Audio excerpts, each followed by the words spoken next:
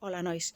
Mireu, ara us explicaré el llibre que jo us recomano d'animals, que és un llibre que us el recomano perquè té molt significat per a mi. És aquest.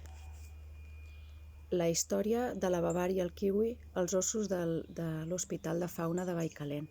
Té molt significat per a mi perquè jo vaig treballar en aquest hospital durant 6 anys com a veterinària i vaig conèixer aquests ossos i a les seves cries.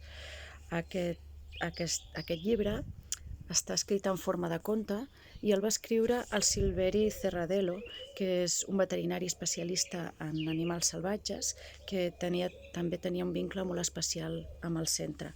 El va editar l'associació Trenca, que és una associació també vinculada al centre, a l'any 2001. O sigui, ja té 20 anys, però és una història real.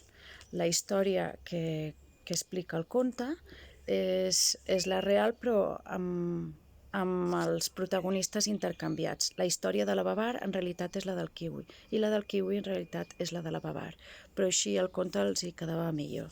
Llavors la Babar és aquesta foto és de la Babar quan tenia les seves cries, que les estava lletant. Llavors s'obre l'altra pàgina i es veu a la cria com està mamant de la mare. Llavors la història, molt resumida, es tracta d'una ossa, la Babar, que la va comprar una dona molt rica en un zoo i la va tindre com si fos un osset de peluix. I quan ja es va fer gran i ja no la podia tindre més a casa, va ser quan va anar a parar a l'Hospital de Fauna de Baicalent. Aquesta ossa jo la vaig conèixer, que feia poc que havia arribat a l'hospital, i la trèiem a passejar pels boscos i jugàvem amb ella, i tinc algunes fotos donant-me algun petonet i així. Després va arribar el kiwi, que el kiwi era un os que el van tindre molt maltractat en un circ, el van agafar en captivitat, que van matar la seva mare i es van quedar amb la cria i la van vendre de forma il·legal al circ. I el circ el van maltractar i els agents forestals el van requisar i el van dur a l'Hospital de Fauna de Baicalent. Aquest os va costar molt que es recuperés, però un cop recuperat doncs, va ser molt feliç al centre i es va fer molt amic de la Babar i van tindre cries, que una de les cries és aquesta.